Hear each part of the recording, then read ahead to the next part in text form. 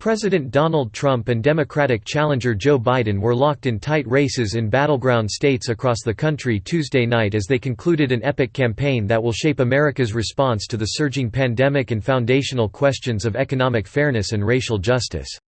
From coast to coast, races were too early to call in the most fiercely contested states on the map, including Florida, North Carolina, Georgia and Pennsylvania. Both candidates each picked up some predictable victories, with Trump taking states including Kansas and North Dakota and Biden's haul including Colorado and Virginia, two former battlegrounds that have become Democratic strongholds. Americans made their choices as the nation faced a confluence of historic crises, with each candidate declaring the other fundamentally unfit to navigate the challenges. Daily life has been upended by the coronavirus, which has killed more than 232,000 Americans and cost millions of jobs.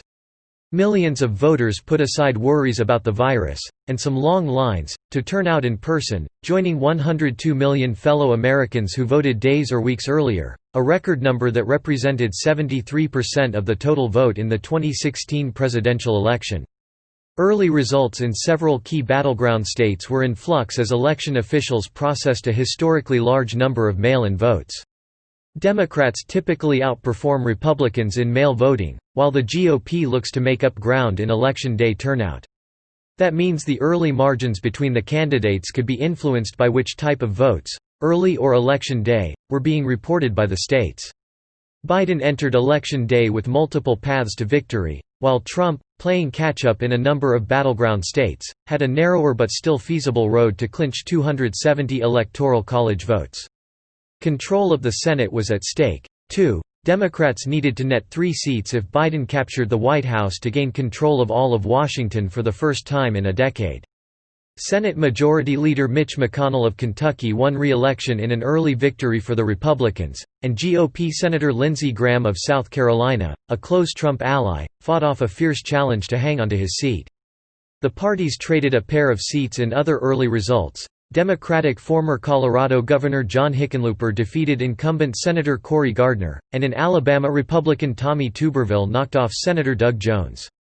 The House was expected to remain under Democratic control. As the results began to come in, the nation braced for what was to come, and an outcome that might not be known for days. A new anti-scaling fence was erected around the White House, and in downtowns from New York to Denver to Minneapolis, workers boarded up businesses lest the vote lead to unrest. Biden spent the day last minute campaigning in Scranton, Pennsylvania, where he was born, and in Philadelphia with a couple of local stops in Wilmington, Delaware, where he was spending election night. The president began his day on an upbeat note, predicting that he'd do even better than in 2016. But during a midday visit to his campaign headquarters, he spoke in a gravelly, subdued tone. "Winning is easy," Trump told reporters. "Losing is never easy, not for me it's not." Trump left open the possibility of addressing the nation Tuesday night, even if a winner hadn't been determined. Biden was also scheduled to give a nighttime speech from Wilmington. "I'm superstitious about predicting what an outcome's gonna be until it happens. But I'm hopeful," said Biden. "It's just so uncertain. You can't think of an election in the recent past where so many states were up for grabs." Voters braved worries of the coronavirus, threats of polling place intimidation and expectations of long lines caused by changes to voting systems, but appeared undeterred as turnout appeared it would easily surpass the 139 million ballots cast 4 years ago. No major problems arose on Tuesday, outside the typical glitches of a presidential election.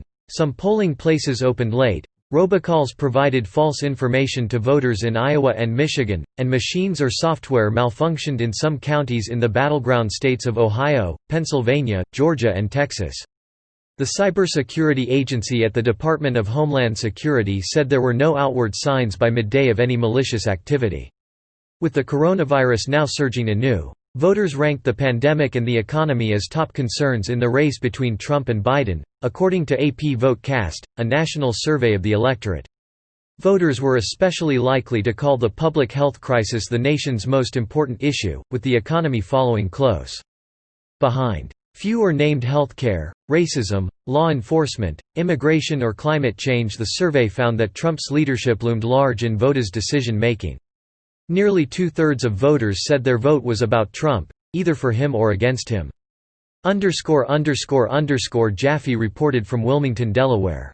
Miller reported from Washington. Associated Press writers Robert Burns, Kevin Frecking, Amr Madani, Deb Reekman and Will Wasert in Washington, Bill Barrow and Hallelujah Hotero in Atlanta, Jeff Martin in Cobb County, Georgia, Thomas Beaumont in Des Moines, Juan Lozano in Houston, Corey Williams in West Bloomfield, Michigan, Kathy McCormick in Concord, New Hampshire, and Natalie Pompilio contributed to this report.